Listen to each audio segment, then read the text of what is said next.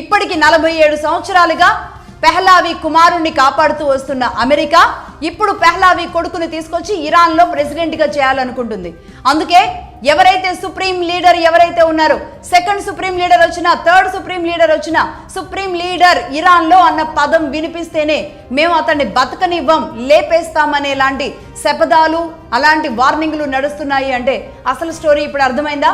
పెహ్లావి 2ని తీసుకొచ్చి ఇరాన్ దేశ ప్రధానిగా చేయాలి. అమెరికా పప్పెట్టిని ఇరాన్ దేశ ప్రధానిగా చేసుకుంటే ఇరాన్ తమ చెప్పు చేతుల్లో ఉంటుంది అనే అతిపెద్ద భారీ కుట్రలో భాగమే ఈ జరుగుతున్న యుద్ధం.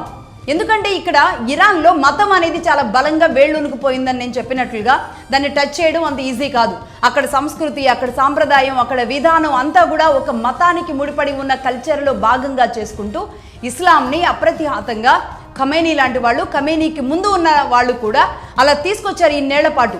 ఖమేనీ కూడా 70 సంవత్సరాలుగా ఒక స్ట్రాంగెస్ట్ లీడర్గా అమెరికాని కనీసం బోర్డర్లోకి కూడా అడుగు పెట్టనీయకుండా 47 సంవత్సరాలుగా అక్కడ వాళ్ళు పెట్టిన పెప్పెట్టిని నిట్ట నిలువున చంపేసి ఇంకో పెప్పెట్ని రానివ్వకుండా నిలబడగలిగింది.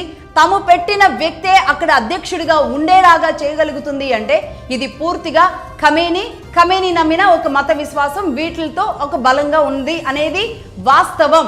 ఇందులో ఒక దేశాన్ని పొగడమో, ఒక మతాన్ని పొగడమో ఉద్దేశాలు కాదు.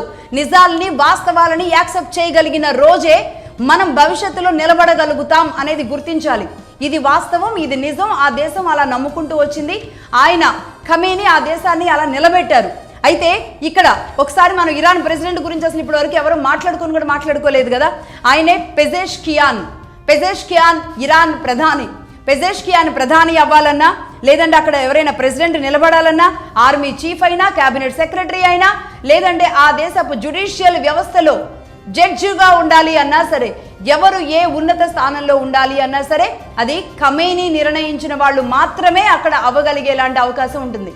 ఇప్పుడు ఫైనల్గా మనం చెప్పే అంశాలు, ఇరాన్ 1300 సంవత్సరాల క్రితం చేసిన ఒక అన్యాయం, అక్రమం ఏదైతే ఉందో, ఆకృత్యం ఏదైతే ఉందో, ఒక దేశాన్ని పట్టి పీడించడానికి అక్కడ ఉన్న దేశస్తుల్ని తరిమేసి తమ మతంలోకి మారతారా, చస్తారా అని చేసిన యుద్ధం ఏదైతే ఉందో ఆ యుద్ధమే పాపమై, శాపమై ఖచ్చితంగా ఈనాడు ఇరాన్లోని ఎంతమంది గర్ల్స్ ఉన్న స్కూల్స్, అనేక మంది ప్రజలు, ఇరాన్ ప్రజలు ఈ మతంలో ఉన్న వాళ్లే మట్టుబెట్టేలాంటి పరిస్థితికి కారణమవుతుంది.